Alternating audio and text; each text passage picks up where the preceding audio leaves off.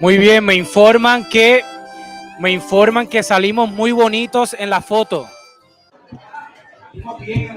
Apparently, we are very well looking in the picture.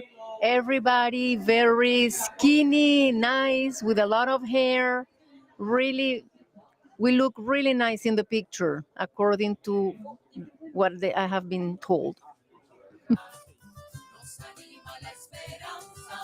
Familia, las fotos de estos días de All the pictures from the symposium are in the official Facebook page of the symposium. So, Camp 6 Puerto Rico.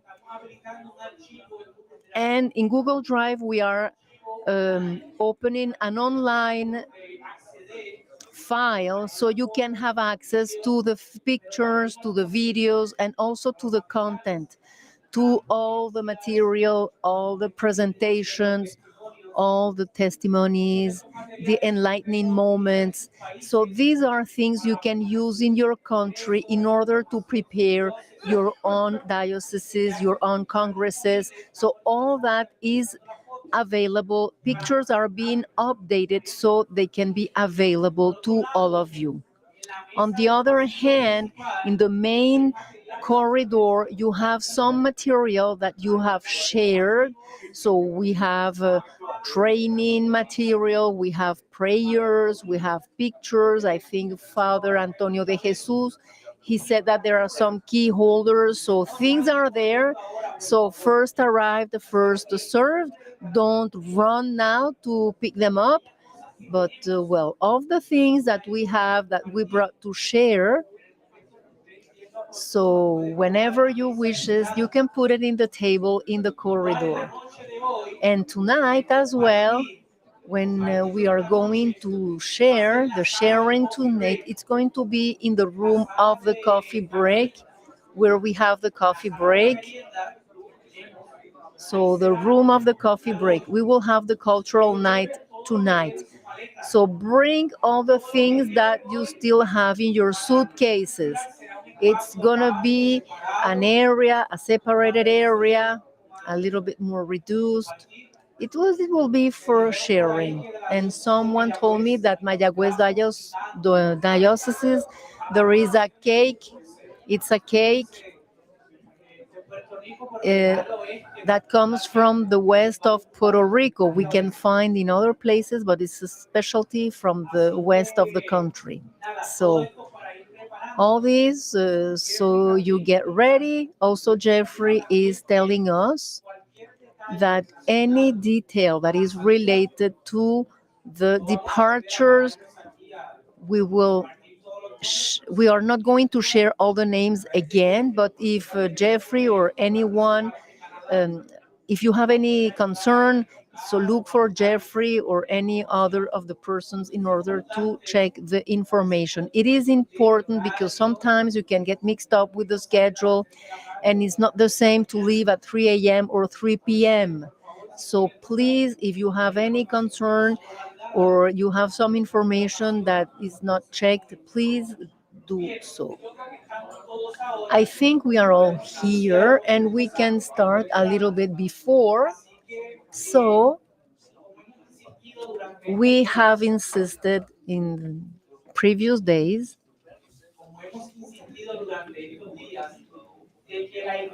so enlightening of the way we have addressed the topics here, not only biblical or theological, also through testimonies that we have heard. And it was completed also by a third enlightenment, which is from our regions and our countries. We have heard the first day the realities from Canada, and we had the young people yesterday. We had the opportunity to hear the experience from the Caribbean, the whole Caribbean. And now we are going to hear another moment, which is the reality of the US. So we have spoken already how the National Congress in Mexico, they became Latin American Congress, and they were good. Then they were Latin American, then continental. So who knows, after this continental experience, God will see with good eyes all these experiences, and maybe we will have a world congress or international congress. But from the US, we would like to open the space for the US. We would like to hear, to contemplate, and also to write down our comments, our questions, our concerns regarding this reality. And we are going to ask Father Anthony Andreassi from the US to please come here, and let's give him a round of applause. Con Father Anthony.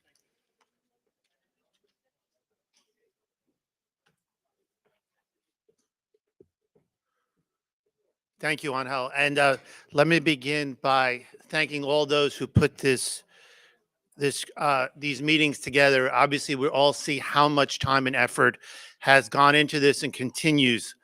I also, in speaking on this day, I see that a very high standard has been set by the other presenters. So I hope I can come to approximate it somehow. Monsignor Harrington, who I think just stepped out for a moment, asked me to make this presentation, I think for a couple of reasons, one of which is he particularly wanted me to look at the history of the missionary experience in the United States. I have a PhD in American Catholic history. So really looking at the Catholic community in what is now the United States from the early days of exploration. So that's what most of my focus will be on today. Um, and then for the last maybe third of it or less, I'll look at some challenges and signs of hope for the missionary experience in the United States. Unfortunately, we were not able to bring people with us to speak uh, um, in the first hand of their experience doing missionary work. But I have three short videos that I think can give a glimpse into this, both the history of it as well as what's happening today. So let me begin with the historical background of evangelization, missionary experience in the United States. And obviously, in speaking to so many of you who are from Latin America, I will be tentative or say less about that because, as you know, the Spanish had an enormous influence, not only in what we call Central and South America, but also in what we call now North America, in certain parts of what is now the United States. Unfortunately, many Americans have forgotten this reality. But let me just throw out one example of this. The city where I come from is New York City, which was founded by the Dutch in 1625. Obviously, I guess in 2 years, it'll be 400 years old. But the city of Santa Fe, New Mexico, dates to 1611. So the first, not only European presence in what is now the United States, goes much earlier than even the English arrival there. Many Americans, unfortunately, forget that. There are people today who live in what is now what we call the Southwest, Arizona, New Mexico, Texas. The border moved over them. The border changed, but their ancestors were living there centuries before the United States became the United States. Again, I'm not going to speak a lot about this because, in many ways, the missionary experience there was not that dissimilar to what was true and as particularly Mexico, since the way the Spanish controlled that area was very similar. And of course, much of that was the mission experience. One of the largest names in our history, and I'm sure some of you know the name, was the Franciscan Junipero Serra, who laid out all the missions in what is now California. Those 21 missions he and the other Franciscans laid out. Some of them we are the largest cities in the United States today. Los Angeles, San Francisco, San Diego. Those were first started by the Franciscan missionaries in the 17th and 18th centuries. But then, of course, they were also present in what is now Florida, what is now Texas, what was the first priest to set foot in what is now the United States was in Florida in the 1560s, and several of them were martyred at that point. There's actually a cause for their canonization of those first missionary priests, Spanish missionary priests in Florida. Um, the first parish really dates in what is now the United States, dates to that. Again, obviously, I could speak so much more about the influence the Spanish had on that, but I think for many of you, it is not that dissimilar to the history in your own countries. Now, the second one, which many Americans forget about because it has become more distant in our memories, but was the French influence and influence and a missionary experience in what is now the United States. Of course, we stand in what sometimes we call French Canada, and of course, we had that presentation on Tuesday. But the French missionaries also had a presence in what is now upstate New York, and what we call, I believe in Canada, you call it the Canadian martyrs. We call it the North American martyrs. That's when those borders were very fluid during those days between Canada and what is New York, when the French were still here. But of course, the central part of the United States, uh, fully 1/3 of the United States. I will say some names here. Places like Chicago, Illinois, um, Missouri, um, Louisiana. The French all explored and set up missionary outposts in all those areas from about the early 17th century until 1763. That was the French and Indian War. That's at least what we call it in the United States. And the French were then expelled from all of North America, except for a couple of small places. The first religious sisters, the first nuns in what we call the United States, were in Louisiana, in New Orleans, the Ursuline nuns from the 1720s. So those are very important moments, milestones, pillars in the faith coming to this country, to the United States. Of course, in all of those early years of evangelization, the indigenous people of the United States, as well as those who were coming from Europe, their experience of being evangelized are two separate moments. And maybe just a moment on what we as Americans call the indigenous people. I know in each of our countries, we probably have slightly different terminologies, and these have changed over time of what is acceptable. In the United States, we often refer to them as indigenous peoples, but that would be probably the least common of the three. We call them Native Americans, and still some Native Americans will still use the term Indians. Native Americans or Indians. So depending on the context, those are still socially acceptable terms that the people themselves would describe themselves. Um, our history as a nation, as you might know, because this is true in many, many other parts of the Americas, is a very, very sad history of how the indigenous people were treated. In the 19th century, the experience was largely on what we call reservations. Um, at these various reservations, which were all sort of established and somewhat moderated by our federal government, at various times, religious orders were invited in to run schools.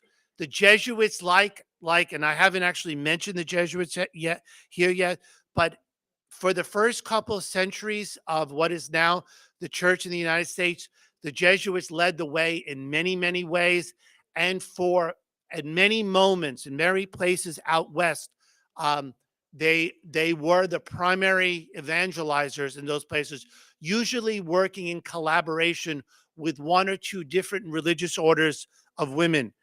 Literally, as we speak, the very well-known American film director Martin Scorsese is coming out with a film which is opening tomorrow, Killers of the Flower Moon, which is about the experience of Native American peoples in Oklahoma and how their mineral rights, literally petroleum that was on their lands, was stolen from them. But one of the heroes in this film is a Catholic Native American woman. So it is kind of nice to see that a woman who was a Catholic, an indigenous woman, her story is being told on a national level. So that's a sign, I think. That's a sign, I think, of hope there.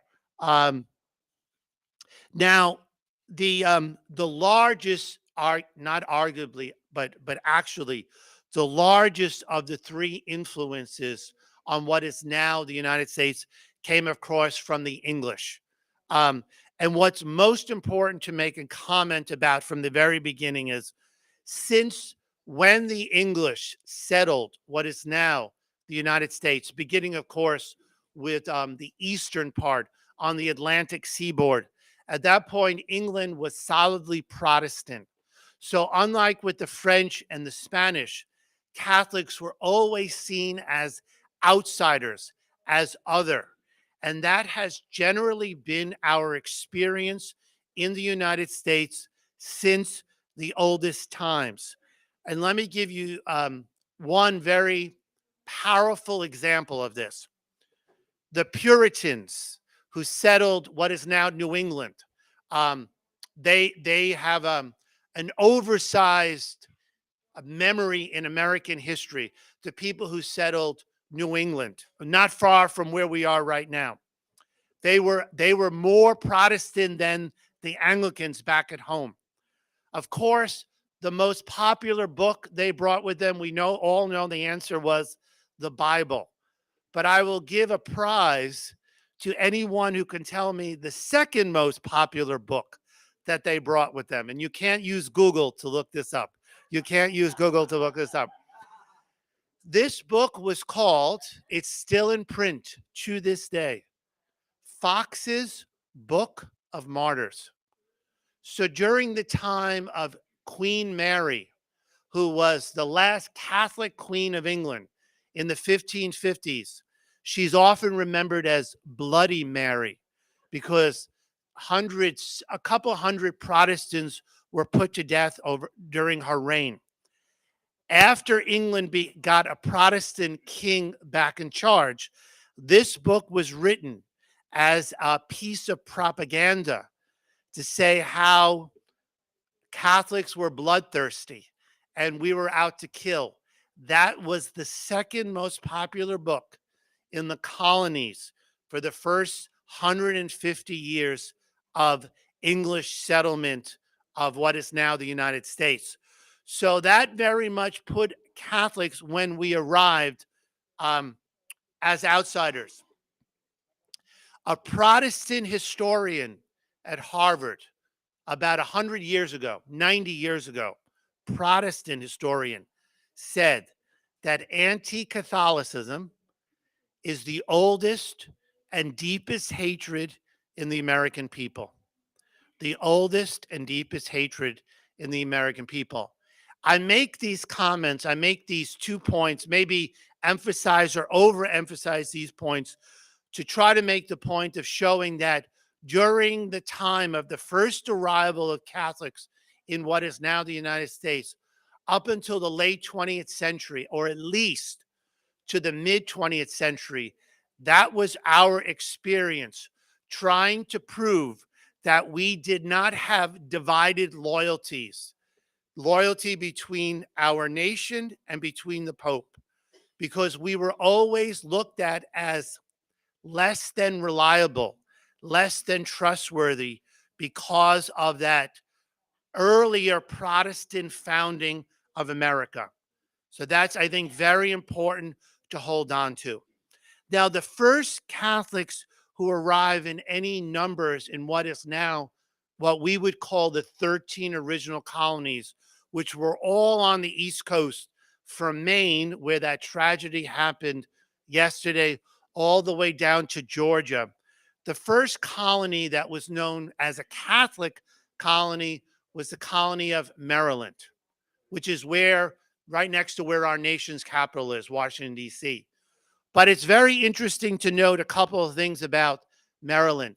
Although it was founded by a Catholic, George Calvert, and supported by a Protestant king, only 10% of the people who arrived there were Catholic.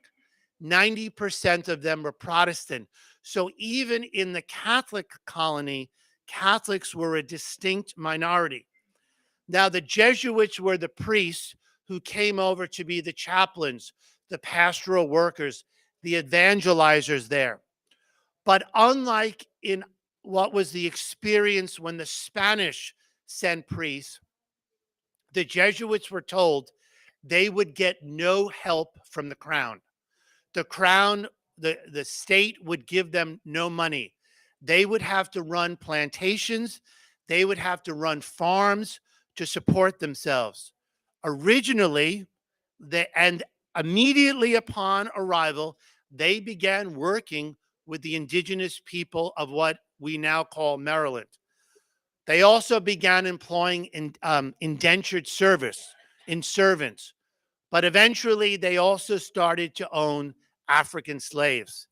And that's sad reality of that reality is that the Jesuits and a few other religious orders in the United States owned slaves, black slaves, African slaves from the 17th century up until a few decades before the Civil War. Now, they did very often evangelize their own enslaved people, and I'll speak a little bit more about that later. What was the experience of Catholics in other parts of what is of the 13 colonies? There were basically no Catholics up in New England. Catholics were not welcome, even in a place like Rhode Island, which claimed that to have total religious freedom, Catholics were not welcome. They were in what is now New York City. They were there. And there was a brief period of time where even the governor of New York was Catholic. He invited English Jesuits, not French Jesuits. Actually, in New York State, you had French Jesuits and English Jesuits battling each other, both sets of Jesuits, but they got taken up in those larger forces of empire in the upstate region of New York State. 1689, those who know English history know, is a very important year. It's called the Glorious Revolution. The last Catholic king of England is thrown out, James II, and this begins a very, very hard time for Catholics in New York. There is a law put into place that says if a priest, the law said, and I'm not sure how will go in translation, an act against popish and Jesuit priests. Popish and Jesuit priests. Popish in English is a very nasty way to describe Catholics. Popish. It said if a priest entered New York City, he would be arrested and expelled. If he came a second time, he would be executed. Actually, one priest was executed. But ironically or sadly, he was actually an Anglican priest, Church of England, not a Catholic priest. He was mistakenly identified.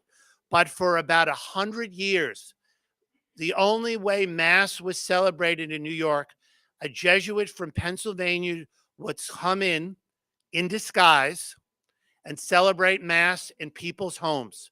And that's the way the Catholics in New York City were ministered to. It was slightly different in Philadelphia. Philadelphia was founded by William Penn. The state is named after him, Pennsylvania. The state of Pennsylvania, there was actually complete religious freedom.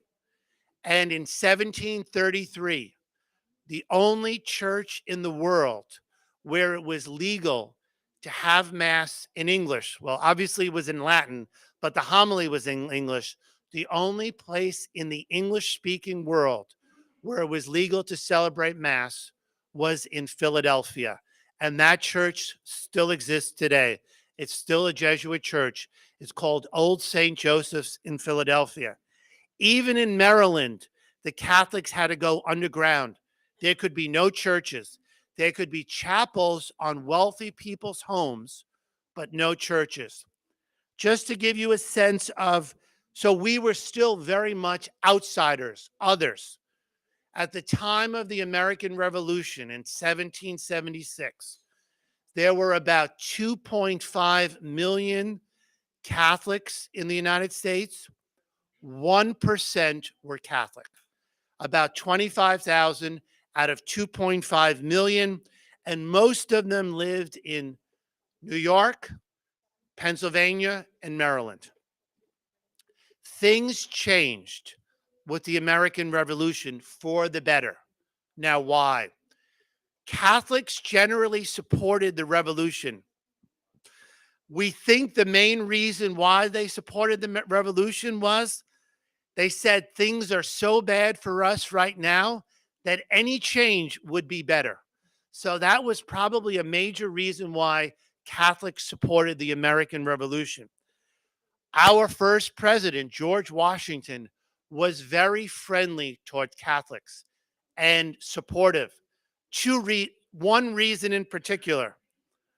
Once we began our revolution against the English, the first nation to support us was France. And this was before the French Revolution, when France was still very Catholic.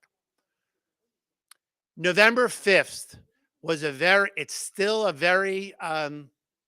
still somewhat of a holiday in England. It's called Guy Fawkes Day. This may be hard to translate, but I'm going to do my best there. In 1605, a group of Catholics tried to blow up the Houses of Parliament in England and kill the king. Guy Fawkes, it's still a very controversial event. Guy Fawkes was a Catholic. Every day since then in England, on November 5th, they burned the Pope in effigy on November 5th. It's sort of like Halloween. It's a fall festival. And they have bonfires outside, and children go around asking for money and for candy. And that used to go on in the American colonies. Once the French became our allies, George Washington said to himself, this is not good if the French see our soldiers burning the Pope in effigy. So he said, no more. And that never happened again in the United States. That ended. We also actually, our first American bishop, who was named John Carroll, he with Benjamin Franklin went to Quebec City to ask the Canadians to join us in our revolution. I'm sure the Canadians will tell you they did not join us. It was unsuccessful, but we tried. And when John Carroll did that, that elevated. The third and often forgotten is Catholics were instrumental in putting into our Constitution freedom of religion. As you know, the United States was one of the first countries in the world to make freedom of religion enshrined in our civil law. And American Catholics were very influential in that. All of those things led to what I would say, and what led to an era of good feelings, a general period of about 40 years when Catholics were well respected in what is now the United States. But that all started to change with immigration. It reminds us, even to today, how immigrants can be a very controversial topic. Once Irish and Germans started to come in large numbers to the United States in the 1820s and 30s, all of that changed because the Irish were overwhelmingly Catholic and the Germans were about 40% of them were Catholic. And that caused tremendous fear amongst Protestant Americans. They ultimately came up with the term rum, Romanism, and rebellion. Rum being alcohol, Romanism, of course, being the Pope, and rebellion, fearing that our ancestors would make everything unstable. Now, just a couple of points about when the Irish came in evangelization. We now know that when the Irish first came to the United States, 20% of them did not speak English. Most of us think the Irish all spoke English, but many of them, at least 20% of them, spoke their own language, Irish or Gaelic. The other thing was they were very poorly catechized. We have contemporaneous examples of priests saying the Irish don't even know how to say the Lord's Prayer. They were very poorly catechized. That changes in the second half of the 19th century. But the first ones, that was the case. And that was a major challenge to the first American bishops. Now, one last point about the reception of those immigrants. This anti-Catholic sentiment was also violent. Churches and convents were burned in Boston and Philadelphia, but not New York. And Monsignor Harrington knows this story very well. There was a famous bishop in New York called Bishop Hughes, who was from Ireland. They were burning convents in Boston. The nuns literally got out of their house before it was burned to the ground. Philadelphia, they burned 5 churches. The bishop fled the city. In New York, the bishop said to the mayor, if one church is touched, I'm going to tell the Irish to burn the whole city. Not one church in New York was touched. In fact, Martin Scorsese put that scene in one of his other movies called Gangs of New York. He put that scene in that movie too. Now, that same Bishop Hughes plays into the next thing I'd like to mention. The main way we in the United States have done our evangelization and catechesis was through Catholic schools. In the early days, there were no free government schools. That only comes about really in the 1820s and 30s. And in New York City, the name of the organization that sponsored these schools was called the Public School Society. But the Catholics called it the Protestant School Society because the children were taught Protestant religion in the public schools. So the bishop said, you should give us money to support our schools. This caused a huge fight that went on for years.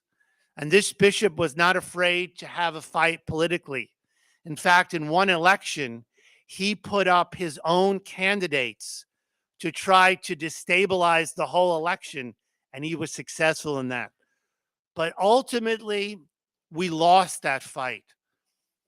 No American state would fund religious schools. So with some exceptions that only have started to this day, Catholic schools in the United States were all funded by the church. And that went from arguably about 1850 to the Second Vatican Council, where we had an enormous Catholic school system. At one point, we had almost 6 million children in grade from basically the age of 5 until 18. It was the largest private school system that's ever existed in the history of the world, run by the Catholic Church in the United States. And it was largely able to be done because of the work of one group of people. And several of them are represented here today. Sisters, women religious, ran the Catholic schools with a smaller number of priests and brothers in the United States. And they did a tremendous job against incomparable odds. And they did this both in large cities like New York, Chicago, Philadelphia, Los Angeles, and also on reservations. Some of these sisters had 70 children in their classes, and they all learned. That changed eventually. I'd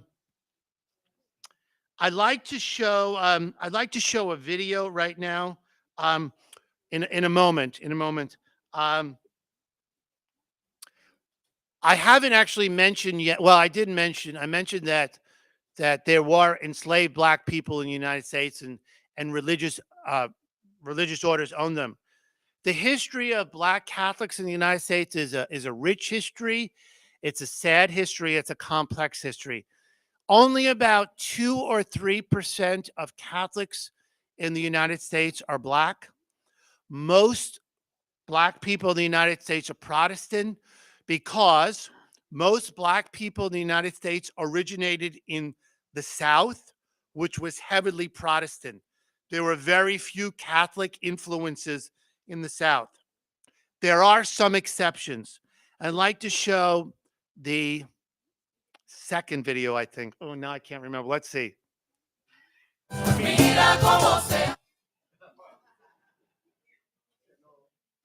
The story of one woman. No, not maybe the third one. Yes. A free woman immigrated to the US and opened her home to educate children of color, laying the foundation for what would become the country's first black Catholic school. Elizabeth Lang was born in a Haitian community in Santiago de Cuba circa 1794. By 1812, she and some of her family left Cuba and settled in Baltimore, Maryland. After a decade of living in the States, Lang saw that the children in her community had no access to education and no way to get ahead. She became involved in missionary work and opened her home to teach young girls. Public education was not yet available to any children, let alone the children of slaves. This became St. Francis School for Colored Girls, the country's first black Catholic school. The next year, Elizabeth became a nun and took the name Mary, and with 3 other sisters, she founded the Oblate Sisters of Providence, the first religious order created and sustained by Afro women in the Americas. The Oblate Sisters' main mission was to teach, but over the years, they dedicated themselves to serving the community. They took in the sick and dying, sheltered widows and homeless women, and provided adult education and career training. To continue their missionary work, the sisters begged on the streets, made and sold altar cloths, and organized fairs.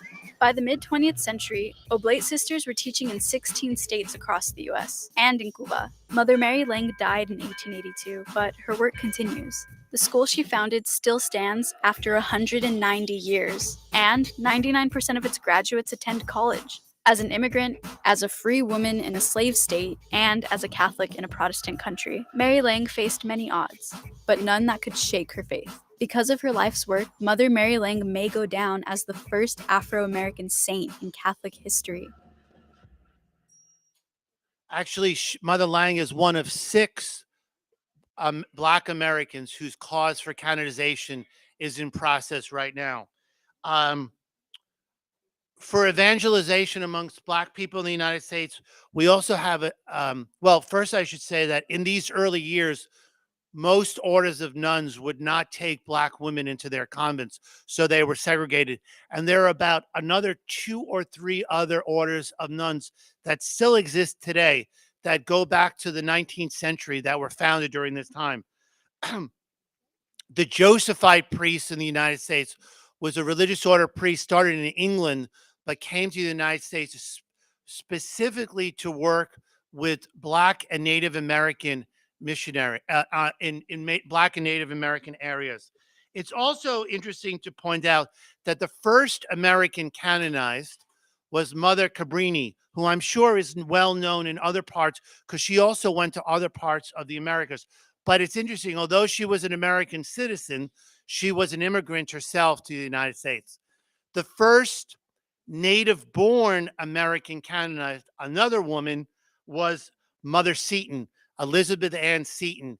She actually, in some ways, represents better that experience of, because she was born Protestant, converted while visiting Italy, actually, while her husband died. And she experienced that tension of coming from a Protestant society and then becoming Catholic and being rejected by many people who had been her family and friends. A couple other words about evangelization in the second part of the 19th century. We relied heavily in the United States on the support of the church in France, of course, through the propagation of the faith, and also the Austrian and German, wealthy Austrian German Catholics and their kings or emperors who specifically sent funds to support work. When immigrants came over, they generally came with priests and religious with them, and that helped them to get funds from back home where they could get it. There are some sad parts to this too. One of the largest uh, Catholic immigrant groups that came to the United States were the Poles, people from Poland. There were tremendous tensions between various ethnic groups and the Irish. The Irish were in the United States first. They had the most power. They were the most bishops, and there were a lot of tensions between them. Generally, what happened was every ethnic group had its own parish, separate parishes. And there is a small city in Massachusetts where you have a Polish church, an Italian church, and the Irish or American church literally across the street from each other. 3 Catholic churches on the same block, but they ministered to different groups. In some ways, that was the appropriate response for that time, but it caused tensions. And the only sustained schismatic group in the history of the United States is the Polish National Church. In the late 19th century, a large group of Poles, they're not much anymore, broke away because of these tensions amongst the ethnic groups. Let me just jump to the 20th century on this point about what we would call ethnic or national parishes. I know a good number of Puerto Ricans here today are represented here at these meetings. Puerto Ricans, of course, are Americans since the time of the Spanish-American War. And Puerto Ricans began migrating. Now, we wouldn't say immigrating because they're already Americans. They came migrating to New York City around the time of the Second World War, particularly right after the Second World War, mostly for economic reasons, for jobs. The leader of the church in New York was Cardinal Spellman. He was actually a visionary with this in evangelization for Puerto Ricans, because many of them, the church in Puerto Rico, my understanding was still very much Spanish priests were there. There was not a native clergy that had risen up yet. So these men and women, children coming to New York with no pastoral support. So Cardinal Spellman at one point set up a meeting with all the people who knew this situation.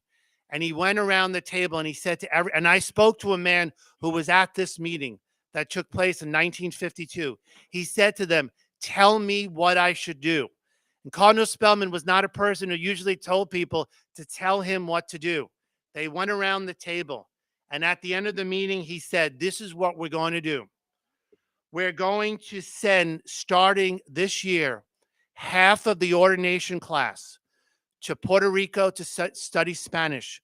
And for about 20 years, every year, half of all the newly ordained priests in the Archdiocese of New York went to Ponce, to the Catholic University, to study Spanish." Secondly, he said, we're going to have an annual festival, fiesta, on the feast of St. Juan Bautista, St. John the Baptist, in June. It is now the Puerto Rican Day Parade to celebrate Puerto Rican Catholic identity. And he set up an office in the Archdiocese to pull together all this work. But what he did not do was set up different parishes. He said, this time we're going to integrate those people into our parish structure now. It was a different model. In the 19th century, that was the model. In the 20th century, they did something different. Okay, a few words before I get to the current age, just a few words about the political world and Catholics.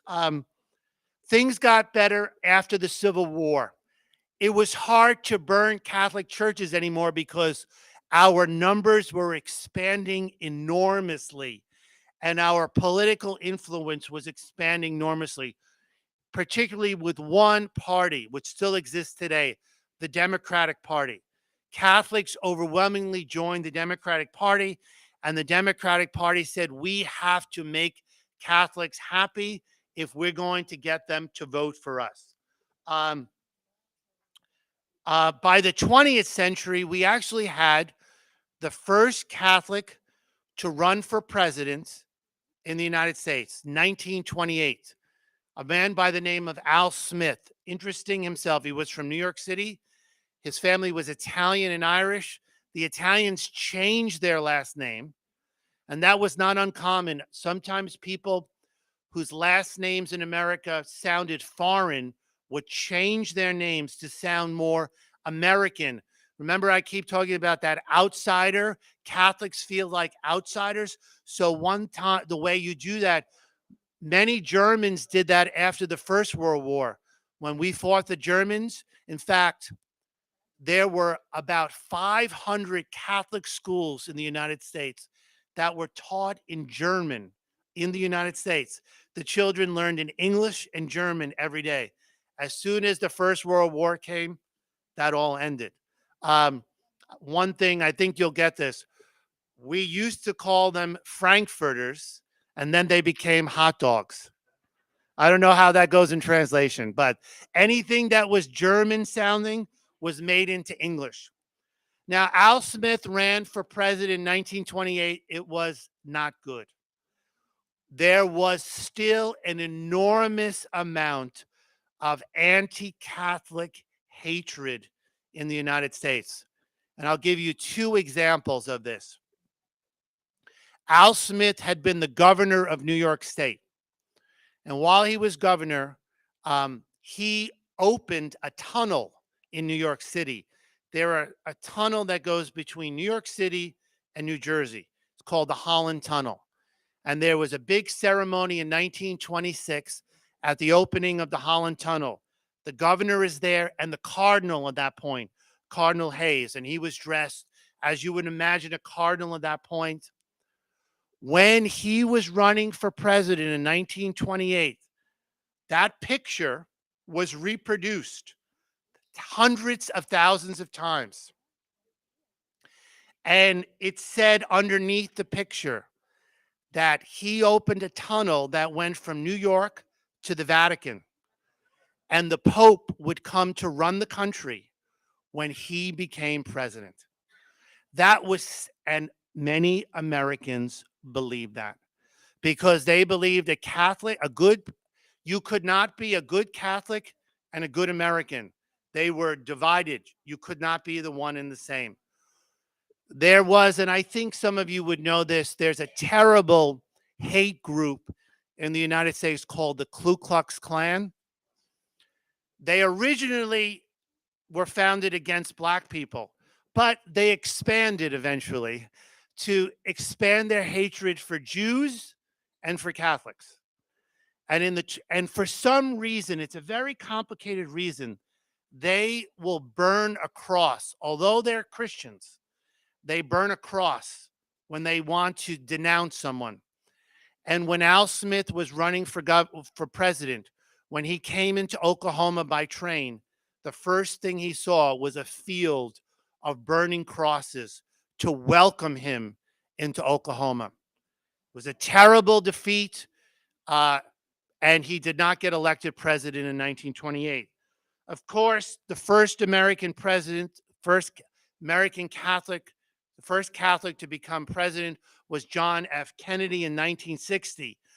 But he had to say, and this is a famous speech he gave to a group of Protestant ministers, he said, I will never do anything that I will never do anything that my religion tells me to do as governor.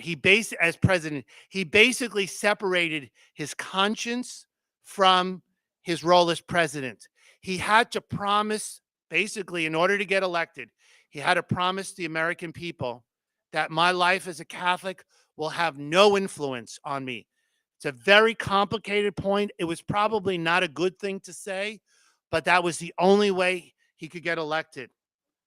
And it's also interesting to note, I know we were mentioning earlier that we were mentioning the term nuncio. The United States did not get a nuncio to the Holy See until 1984.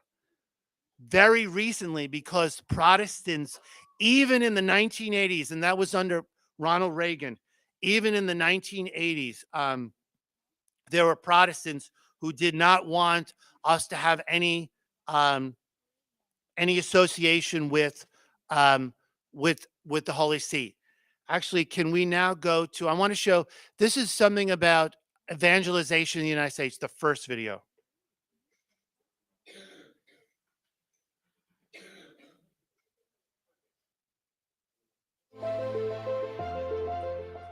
You begin without money, you begin without buildings, you begin without parishioners, and you begin when you're not wanted.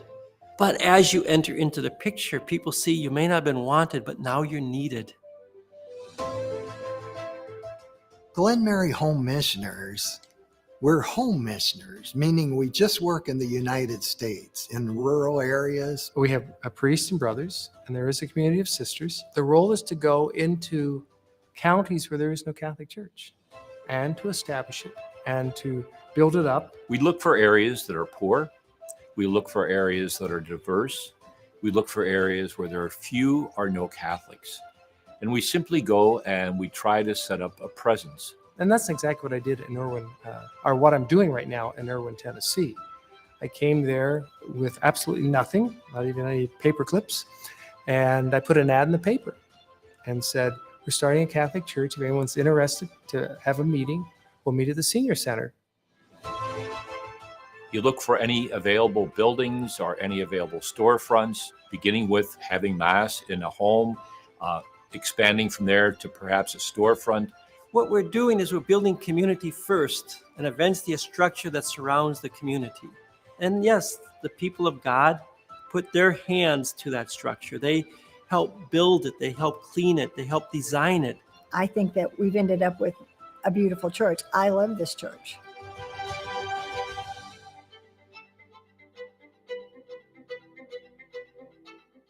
Glen Mary has a really wonderful idea of integral salvation. So when we go into a county, we're trying to attend to all of the needs of the people who are there, not just the spiritual, but even the basic needs that people might have. We are doing ecumenical work, trying to work towards Christian unity.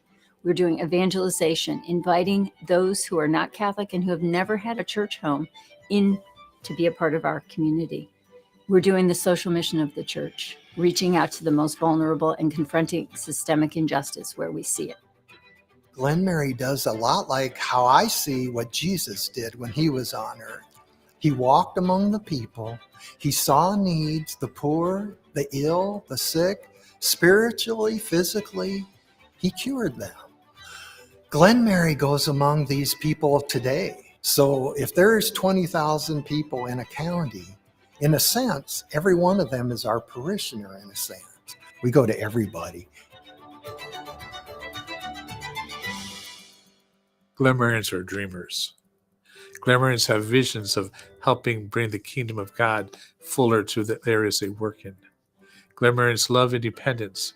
They are creative. Glen Mary are down to earth people. In my place, we are thinking of how we can help the homeless. We are down there working with the people. Glenmarians are devoted to prayer because we need to proclaim Jesus. If we don't have that relationship with our Lord Jesus, we have a hard time proclaiming Jesus. Glen Mary is evolving in a couple of different ways. One, to state the obvious, I'm not a Glen Marian myself, so we have more lay co-workers. Glen Mary began with only vocations from the United States. It's opening to other countries, bringing vocations from other countries, like myself, for instance, who I am from Mexico. It's becoming international in a way that we see people from Mexico joining the community, people from Kenya and Uganda. Glen Mary is open to share charism with all those who want to join to serve the needs of the local church.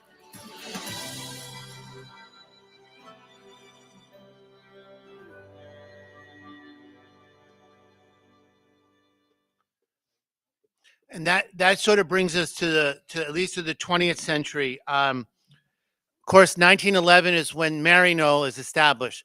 1908 is when the United States is no longer considered a missionary territory, which might be surprising for some of you to think. Even I think some American Catholics would be surprised it took that long. But really, that's only just a little more than a century ago. Not only does Maryknoll establish at that point, but you also have other groups of religious going out. The Jesuits to the Philippines, the Dominicans to Pakistan. So now you have American Catholics, priests, religious sisters going to other parts of the world. The St. James Society out of Boston is a group of diocesan priests that have worked in Latin America. And then also you get some individual dioceses, a diocese close by to Monsignor and I. The Diocese of Rockville Center has a mission in the Dominican Republic. So now you have some American dioceses really trying to partner to work in other parts of the world. But it would be remiss if I didn't mention arguably the most important American missionary who really didn't spend all that much time in the missions, but he brought the missions to America, and that was Archbishop Fulton Sheen, who I'm sure many of you would know that name. Fulton Sheen was an American bishop. He was a brilliant scholar. He had a doctorate from the University at Louvain in Belgium. From 1928 to 1952, he hosted one of the most popular radio shows in the United States. But then in 1952, he went on television with a show called Life is Worth Living. And this show, which some weeks would get 10 million Americans watching it, and this is 70 years ago, it still remains one of the most watched shows in American TV history. And he was able to appeal to a wide variety of Americans, not just Catholics, not just Christians, but his influence was enormous, not only in making converts in the United States, but he was able to raise an enormous amount of money for the missions. He was head of propagation in the faith from 1950 to 1966. He was a national figure, and in some ways, we stand on his shoulders of what he was able to do. But of course, the challenge is, how can we do what he was doing with a different set of circumstances today? Now, what's the situation today in the United States? Well, I'll begin with the challenges. And sometimes numbers are helpful. In 1965, there was a survey done by University of Notre Dame, which is the best-known Catholic university in the United States. In that year, 75%, 3 out of every 4 American Catholics went to Mass on Sunday in 1965. I know that happened to be the year the Second Vatican Council ended. Ever since then, that number has been declining. In 1965, there were 185,000 nuns in the United States. 185,000 nuns. Today, that number is about 38,000. Schools, I said earlier, there was just shy of 6 million children in Catholic schools in the United States. That number has declined. The decline has been particularly in the urban Northeast and the upper Midwest, places like Chicago, Milwaukee, Minneapolis, all of those places, New York, Philadelphia, Boston. But other parts of the country, there's growth, what we call the Sun Belt. A belt goes in the middle of the United States, places like Tennessee, North Carolina, South Carolina, Florida, Texas, Arizona, Georgia. Those dioceses are seeing real growth in their parishes, and generally their Mass attendance rates are better. Nobody can really wrap their minds around all the reasons around that, but there is more hope there. Some dioceses in the United States are doing better with vocations. For example, the Archdiocese of Cincinnati has 35 seminarians. That's more than the Archdiocese of New York, and the Archdiocese of New York is probably 5 times larger. So some of this is very hard to understand. 2002 was when the sex abuse crisis hit the United States in an enormous way. The church has been reeling from that the last 20 years.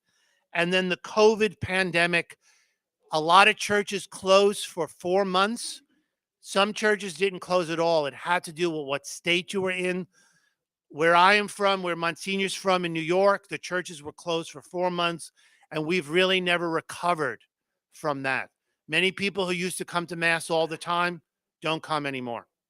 Now, where are the signs of hope? In technology, the church in a digital age. Probably the best known and the most popular of all these social media platforms was founded by now Bishop Robert Barron, Word on Fire, which I'm sure some of you've heard. There are other platforms, the Hallow app, all sorts of groups that now meet virtually through prayer groups that meet regularly on Zoom. I'd like to also now show another video about a group of missionaries in the United States that are similar to the group we had speak to us from Canada the other day. They too work only on college campuses. That's the first video.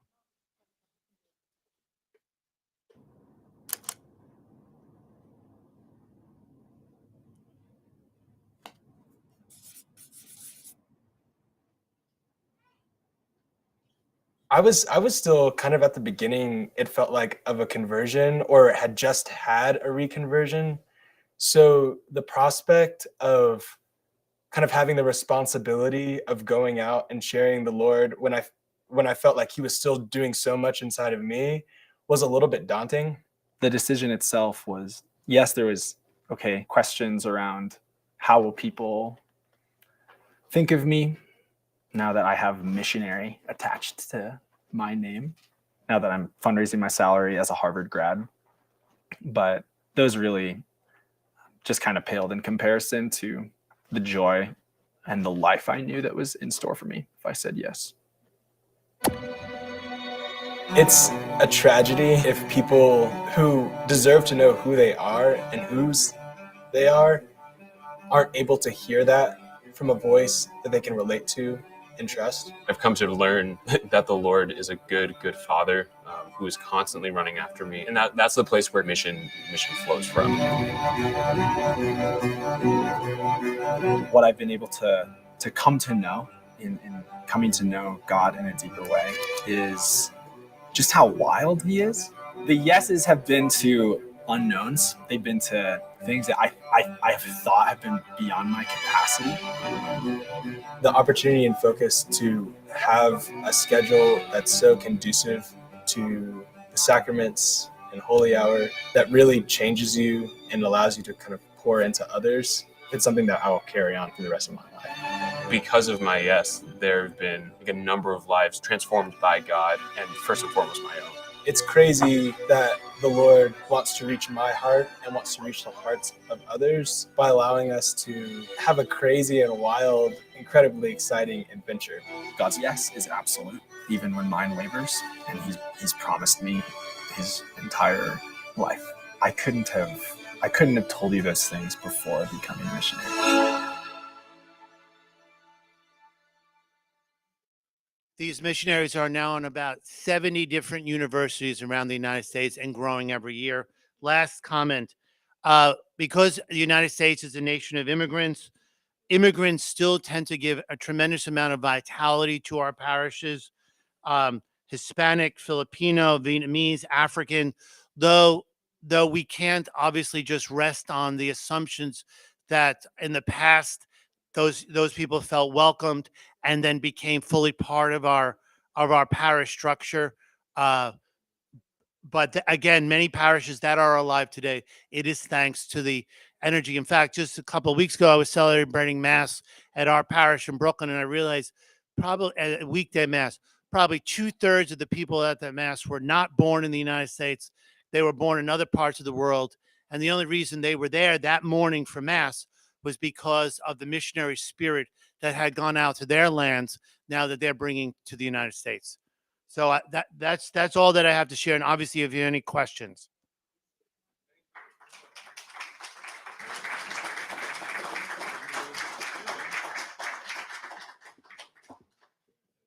Ahora sí.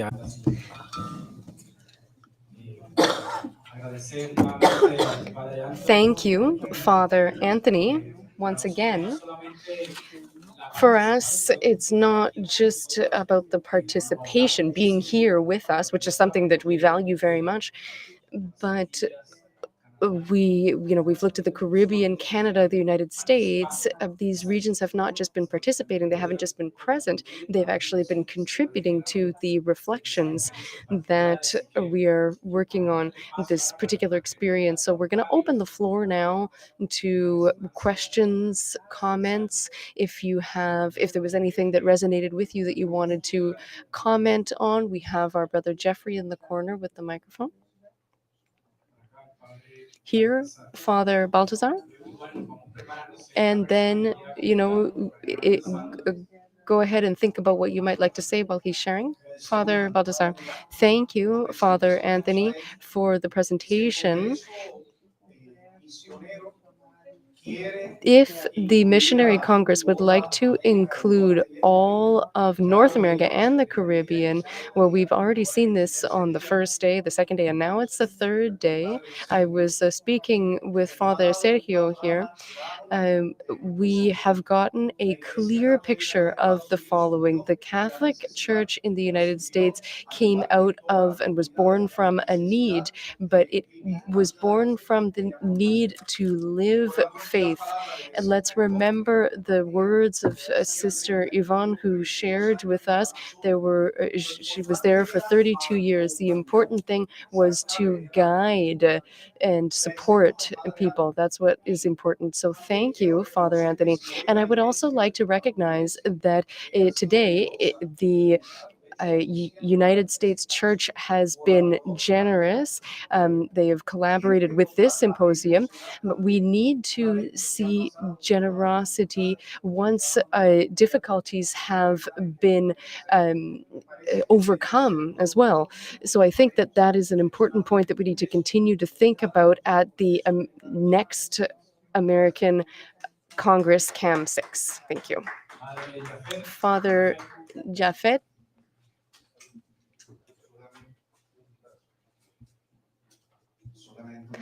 Just an idea.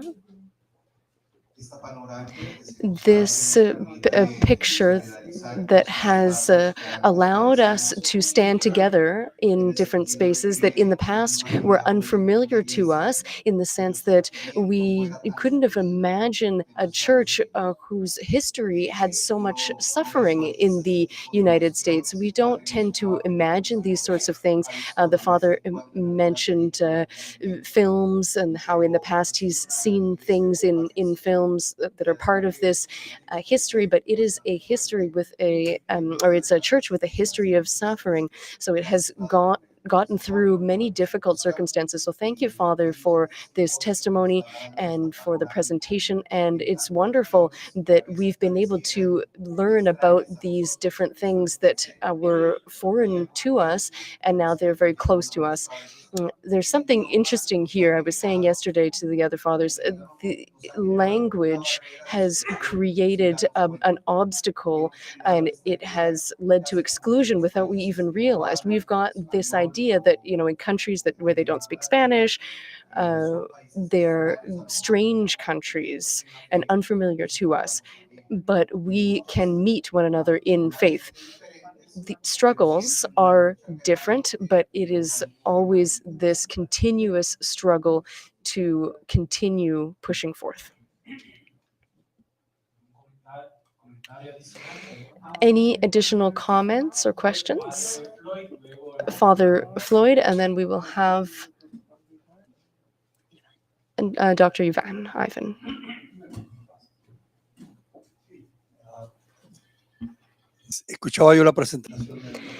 I listened to the presentation from the Father, which was very enlightening. And I remembered what happened in Puerto Rico In the year 1899, Puerto Rico was a Spanish protectorate, and during the Pan American War, it became a protectorate of the United States. And in a meeting of Protestant and evangelical churches in the United States in 1899, and in this meeting, they divided the island based on the different Protestant denominations. And the approach in Puerto Rico, and you can see it clearly on the map, the western part was for the Presbyterian Church, the north was for the Methodist Church. Beside you had the Disciples of Christ, beside you had the Baptist Church, and so on and so forth. But the map clearly demonstrates, and today, that was in 1899, and today you can still see the presence of these Protestant and evangelical churches in Puerto Rico. And they are extremely strong in the region. I'm mentioning this because it was a first step to evangelizing Puerto Rico. It was fundamentally an island with Catholic influence because of the presence of Spain in Puerto Rico. And it became an island with a Protestant and evangelical presence. I just want to say that it's important for me also to have the experience that we have had today. Mentioned it in our groups, and how important it is to see all the churches that are part of America. I was born in the Bronx, and the difference of age between my brothers and myself is 17 years older. So I heard the name of Cardinal Spellman because of them. But most of all, also I studied in Boynton Beach my theology. And one of the interesting things that I experienced in Boynton, in St. Vincent de Paul, was the calling that we needed to have at least 2 languages to enter into the communities, that, especially for the Florida priest, since there were many languages there. We had seminarians who talked 3 languages: French, Creole, Polish, Spanish, Vietnamese. That experience of that melting pot that was able to help us grow together. And maybe when I was listening to you before, that you had mentioned a little bit about the Spanish churches in the south of the United States, even before the 13 colonies. Maybe my main question is how the American church has continued to grow into that experience of understanding that, on one part, there are many cultures that come to the States because they see that as a dream, and how the church continues to look for ways to share the faith and to open their hearts to receive them without having that rejection that sometimes they experience. But also the same experience as Marinol and these other experiences of this American church to go out and to share that experience of trying to integrate and take that to other places in the world. I would say that I think, unlike in the 19th century, where the expectation was that when immigrants came, they had to bring their own priests with them, it's changed dramatically. And it's, in places like, as you mentioned, Florida or Texas, maybe one of the reasons why the church there is more vibrant is we in the Northeast, we have, and I'm sure the same is true in this part of Canada, we have so many historic buildings that are actually pulling us down, whereas the church in Texas and Florida is so new that when they plant a new church, they're able to be more nimble and decide we need a church here rather than there. And then if and inviting in priests from other parts of the world who speak that language, or sending their own seminarians. So I'm not sure. I would think the church in what we call the Sun Belt is less encumbered with the past, and able to, so because of that, they're able to more quickly respond to the needs of the present.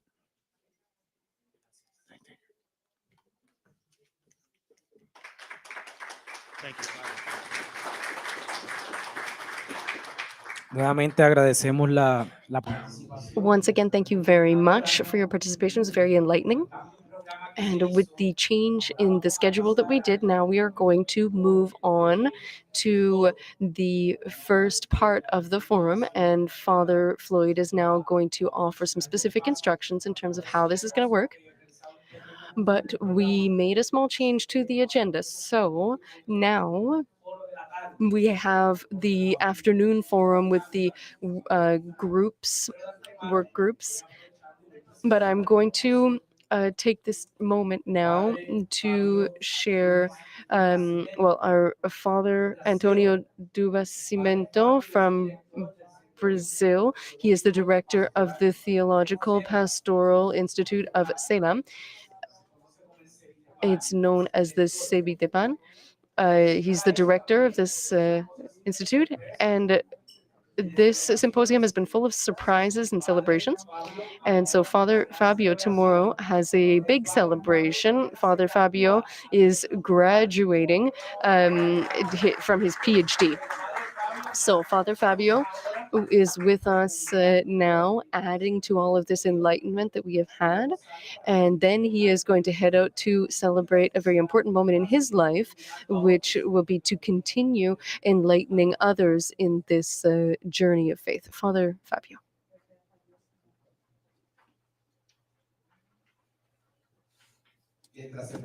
While he gets ready, we're going to have our instructions for once this part has, once he has finished his presentation. So we're going to have a break, a 30-minute break. And once we are at the end of that break, we'll be coming back to the room and joining our groups that have already been set up. We will have 45 minutes to answer the questions that Father Fabio is going to be putting forth. And then we will have a small dialogue, a brief conversation.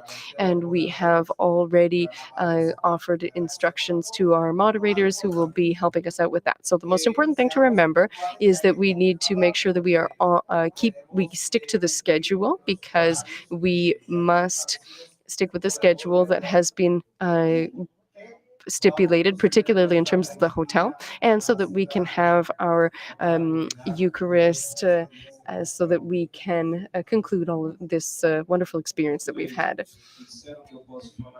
Tranquilo, não? I've been told that I can speak in Portuguese, and I was asked to present this reflection concerning synodality and spirituality, or these of the missionary spirituality for the people of God. I'm not going to repeat what has my colleagues have said, because this is a very complex subject, just the title you can see. But I must say that we live a time very special of synodality, and I want to thank the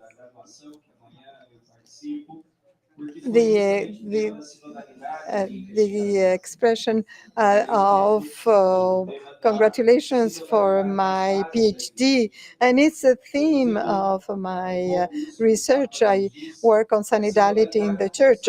As the Pope says, this is a synodality is simple to understand, is to walk together, but on the other hand, is a complex thing. Talk about missionary is spirituality for all the people of God. So,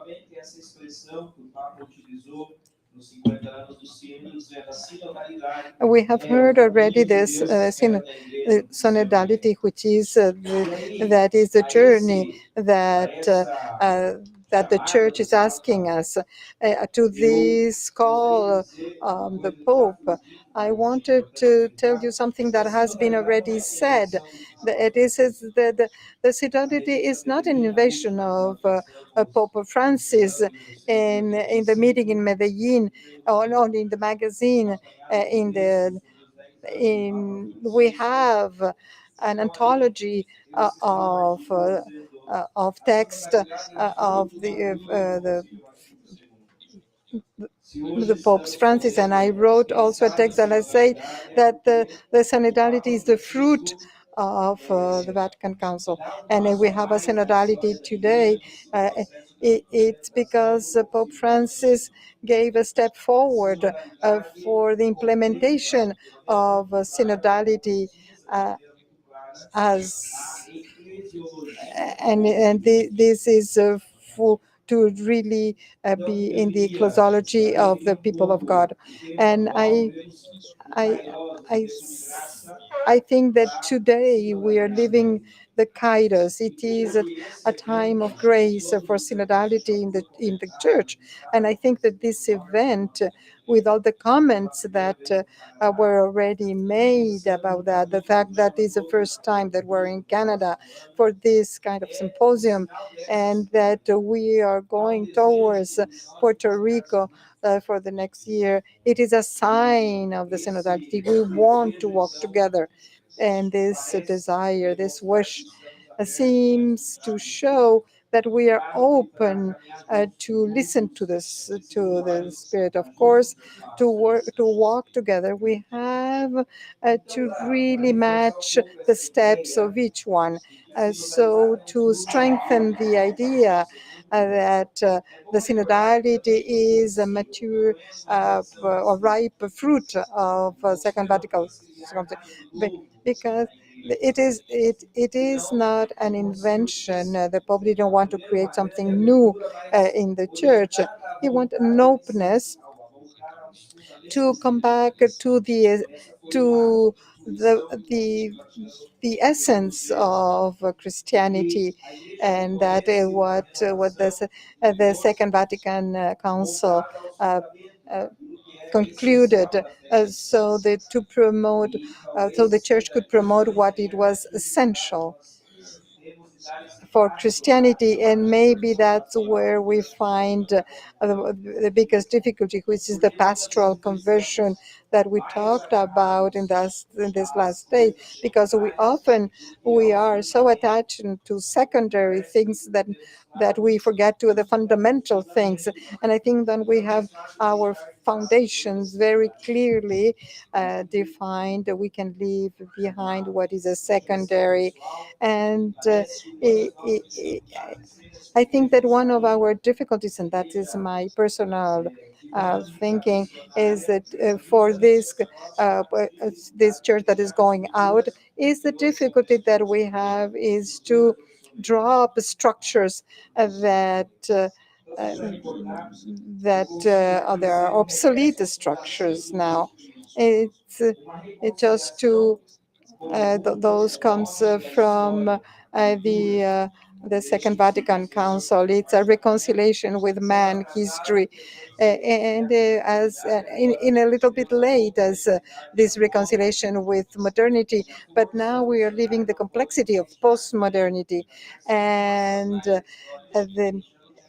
and we cannot walk also with a step behind without not knowing how to meet the needs of today, yet evangelize the culture in today's time. In Gaudium Spes, it's the discernment, says discernment of the signs of time. And now in the church,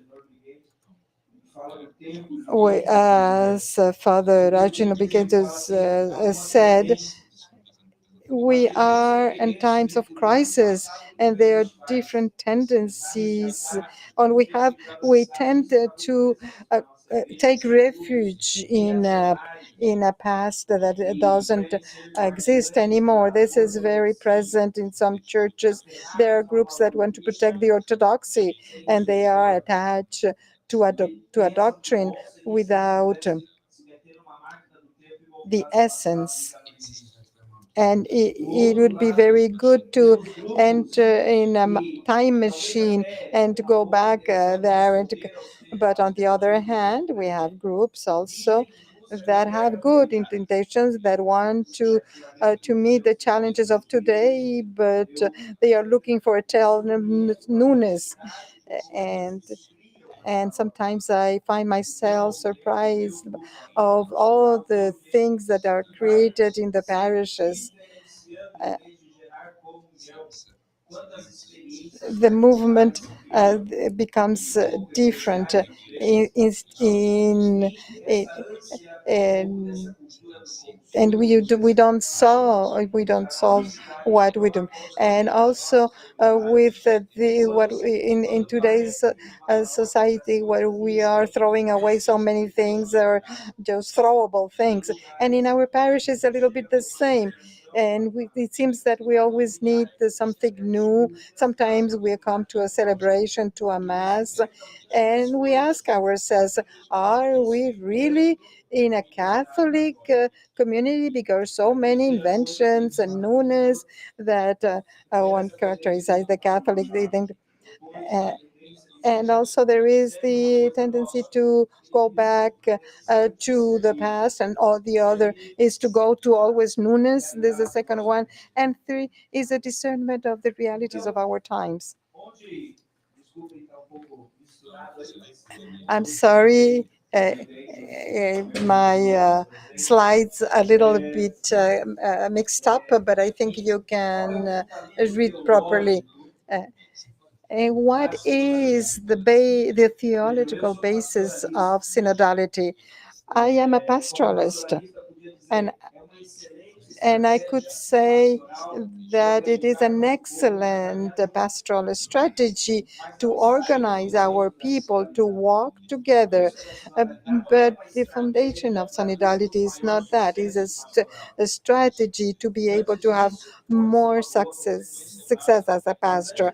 Yes, it could be a good consequence, but before that, we have to understand that this comes to concretize the community. That is what synodality does, is to reflect in the life of the church, the community with Trinity. The perfect communion among the persons of Trinity is a model of synodality that we try to make real in the church. And besides, we want to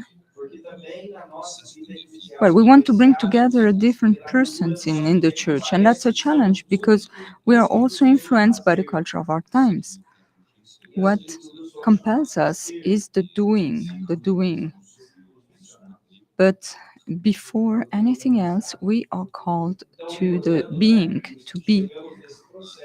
So this is a reminder that we got to that process of synodality because there was a whole journey prepared. It's not something new, it's a process that got unfurled.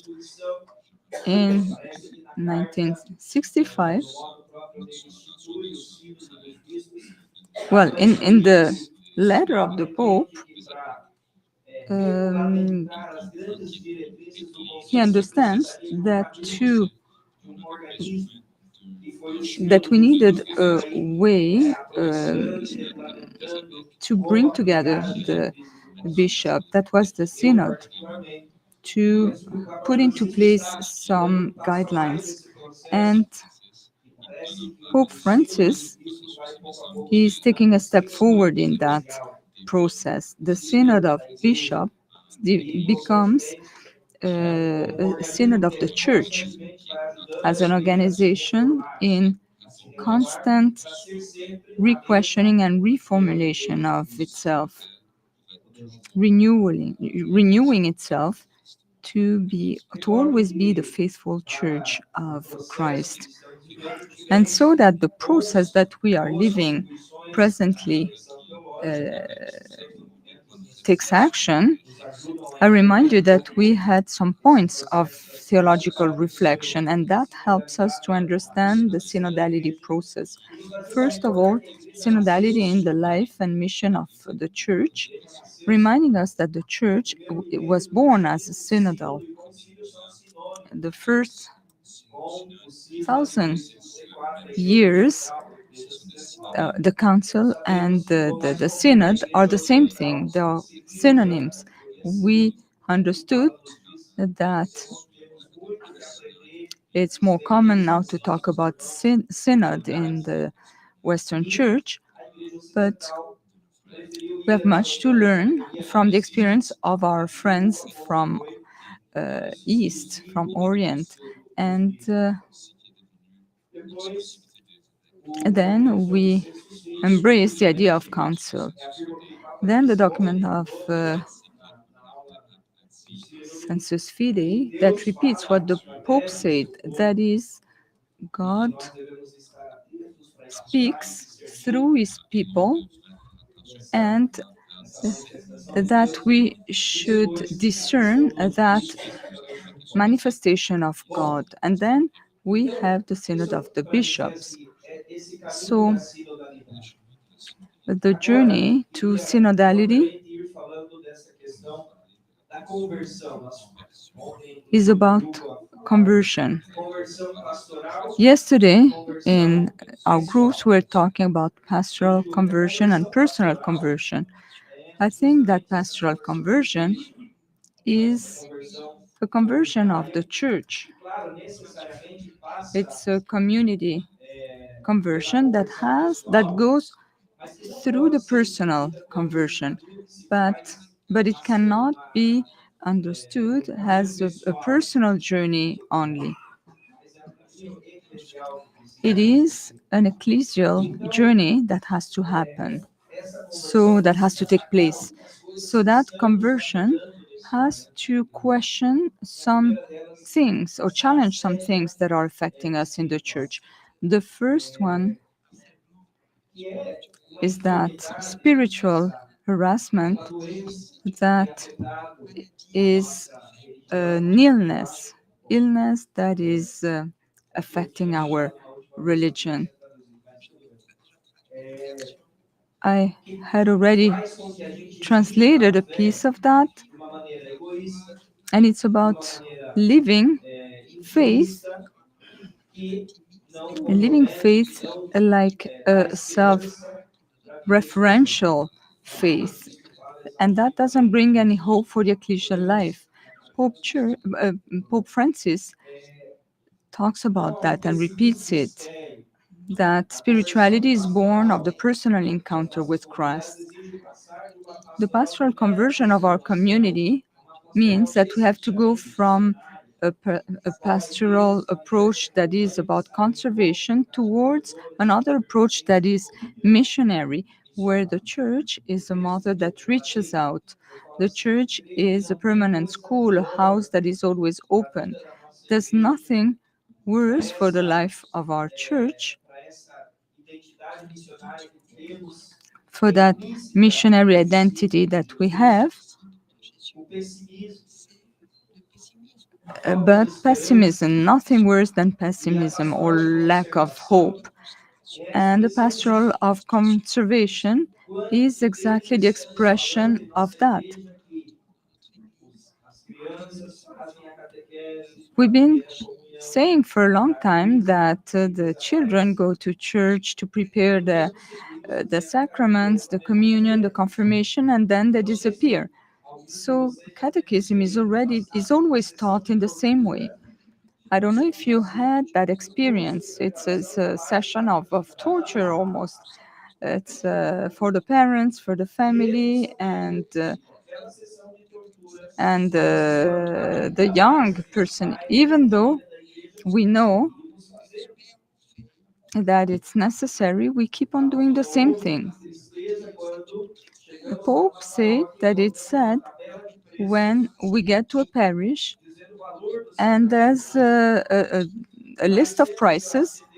So it says the tariff for sacraments, for example, So much for baptism, so much for a marriage, that there are prerequisites that you have to fulfill, and you have to pay for a certain amount, a price. I was a coordinator in my own diocese, and I was working with the secretaries, and I was telling them, the persons have to come to our parish, and when they ask how much does it cost to get married, or what is the price for baptism, and it's absurd because we cannot penalize anybody. But the secretary have to answer to those questions, and that's a mistake. That's wrong that they have to answer to those questions, because we have an opportunity to evangelize, and we could simply answer that the church doesn't sell anything, doesn't have anything to sell. So that pessimistic view, and I don't know if it's the same in Canada or the United States, but in the South, that's serious. I don't know if the lay people here were faced with that situation, that they needed a priest to have a blessing or to have an advice or confession or prayer. No time. Priests do not have time. Now, even that symptom of lack of time for the priests and also the parishioners who don't have time. And then in that context, the people of God feels lost. Myself, I was in crisis because in my parish, I had 90% of administrative things to tackle and 10% time left to welcome the people to the church. So how can we get out of that feeling that we're doing things only to do them? I think that the missionary dynamism should compel us to go beyond that. Now, the synodal spirituality, that journey of synodality or that missionary dynamism, has to transform our community life. Transformation in relationships, in processes, in structures. Today we talk much about individualism. Beware, because individualism is also very much present in our church as well.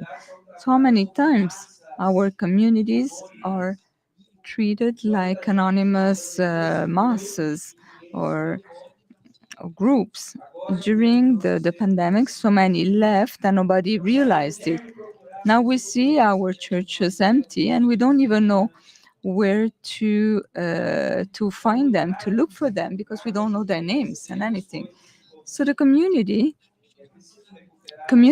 is where we are sharing things, share common things. So we have to go back to that experience of community.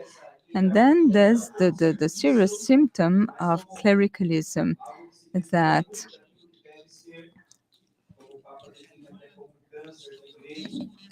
makes the church very far from what it should, what its purpose should be.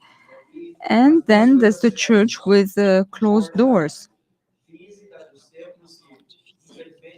The physical door of the church is often closed everywhere, and then the communities are also closed, and that's even more serious. It's kind of a club, an exclusive space reserved to some only, reserved to the baptized, to the married couples, reserved to those who had all their sacraments. So a large number of persons are totally excluded. Like we've heard before. Then it ends up being only for us, the same.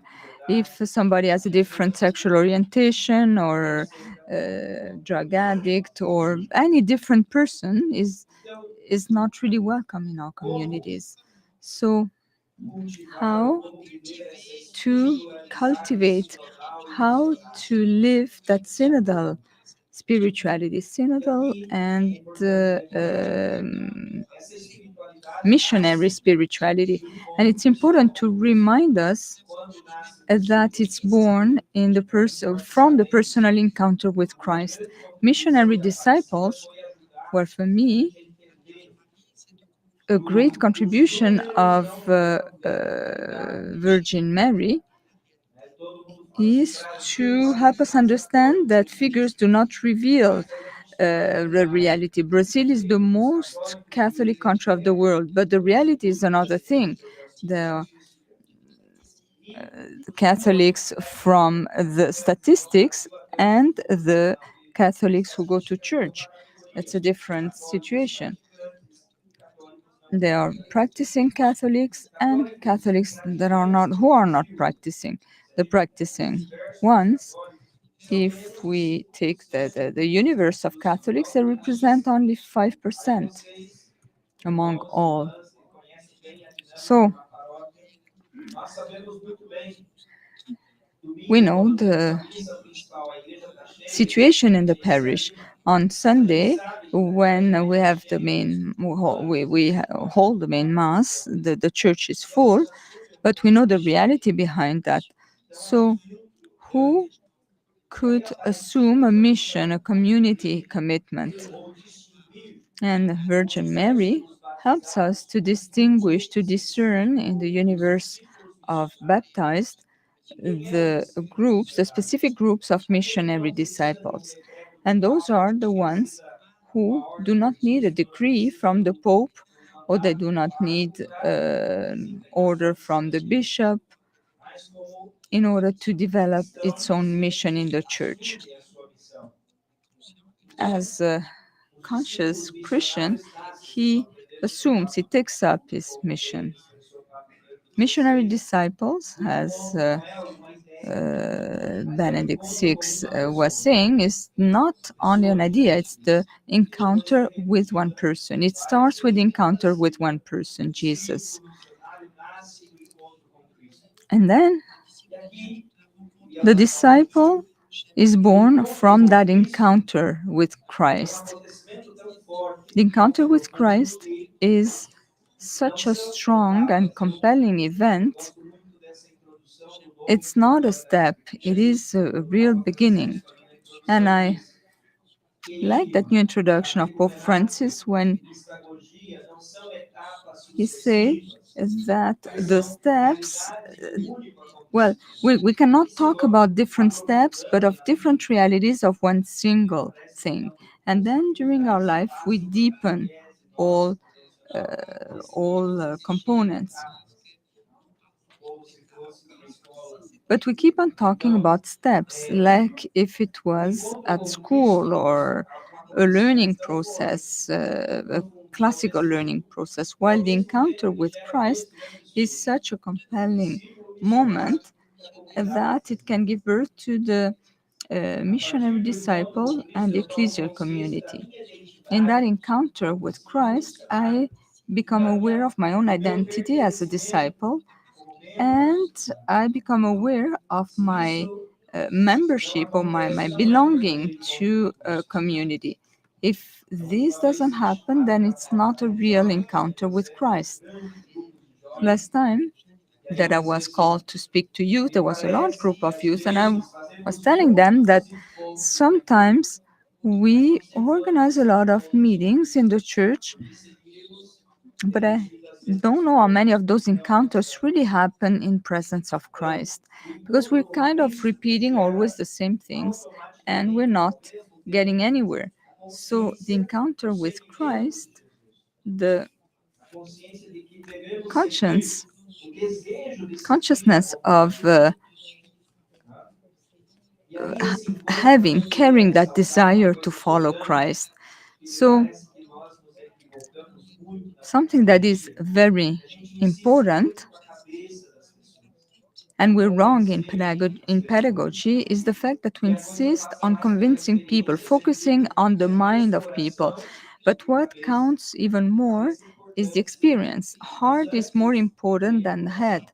Of course, head matters, but before head comes the heart. I don't know what is the content of the course that was taught to me, but I remember that I was told to love reading, preparing a theater play, loving community life. So that's a practical piece. And I think we are too weak on that. So the encounter is a connection with the kingdom, with this project of kingdom. So I'm afraid to see that some religious experiences bring people closer to Jesus, but then there are many religious experiences that stay at that emotional level. I love Jesus, but then my life goes on as it has always been. So basically, there's no connection, no deep connection with Jesus. So the encounter with Jesus has to commit me to bring me to commit myself.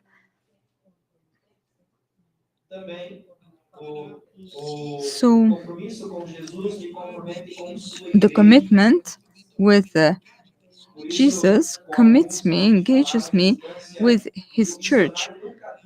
With some of you, we're talking about the importance of the missionary not speaking on his behalf. It's not me who decides where we're going, how. It's something that has to do with ecclesial belonging. So it's important to have that awareness. The true encounter with Jesus is lived experience in the church. The authentic missionary disciple is linked, connected to the church. So we talked about synodal spirituality, missionary for all the people of God. I'd like to conclude reaffirming the value of those categories. Synodality, I think it's an element that will contribute to build that missionary identity that we are trying to develop. But maybe a time will come when we won't need to add adjectives. This is simply saying Christian spirituality will implicitly encompass synodality. So it's important to reflect on that. We need to integrate that spirituality better.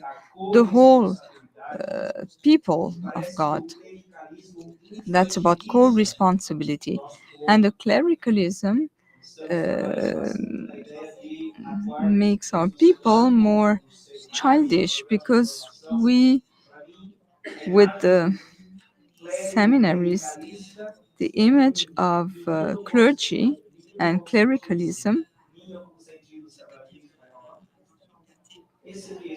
well, the image that is projected is like a spoiled child. So the one who got used to do things a certain way and sticks to that. So we need to overcome that approach, and for that, the whole people of God has to be responsible. How that spirituality will be? It's Christ-centric, so focused on Christ. It's Trinitary, as we have heard those days from Monsignor Piot. It is ecclesial, it's the feeling with the church, and it is incarnated in flesh, like the missionary disciples said, so open to that reality. So that journey the journey of synodality opens up a very interesting perspective for this renewal. We are still doubting because of this conservation pastoral. We're looking for pastoral conversion. Those are the two main horizons. Creating missionary disciples and ecclesial based communities where the faith is so strong that it gets conveyed, communicated to one another. And I'd like to conclude by saying that mission comes before missiology. It's important for our people to promote the experience of an encounter. And I would say that the method, well, the approach of the mission in our communities is obsolete. The method or the approach, the right approach is the encounter. I could tell you about the multitude of experiences that I had with the encounters, meeting, reaching out to the people. I could spend hours talking about that, about the joy of those encounters. So the content of those encounters is about joy, the joy to feel loved by God. And this is what I convey in those encounters. So I think we should take that step further. And it's very important to think, to reflect, to write books, and to organize symposiums. But before anything, it's important to produce missions. So we need to leave faith before anything else.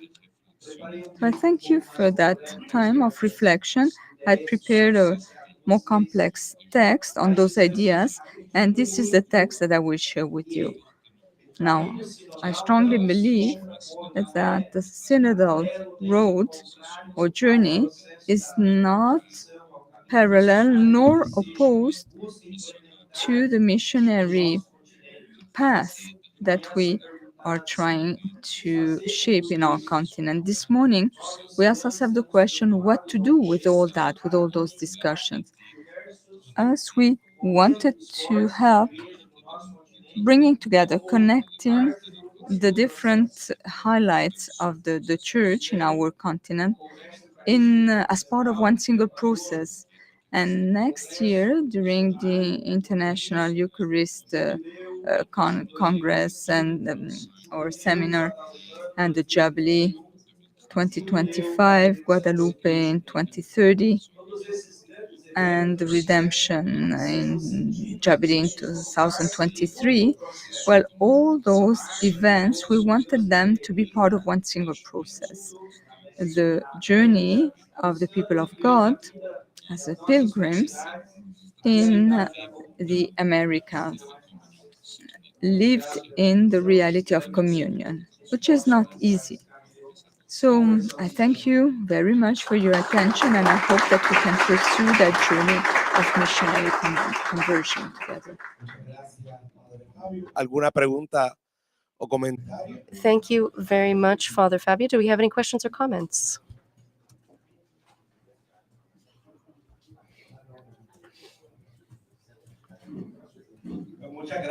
Well, thank you very much, Father Fabio, or Dr. Fabio, as we should call you soon. Great. So here we would ask the moderators at the tables to please help us out. Now we have a coffee break up to 4:45, as we did yesterday, but we're going backwards. If the group is ready to begin to sit down to work, they can do it early.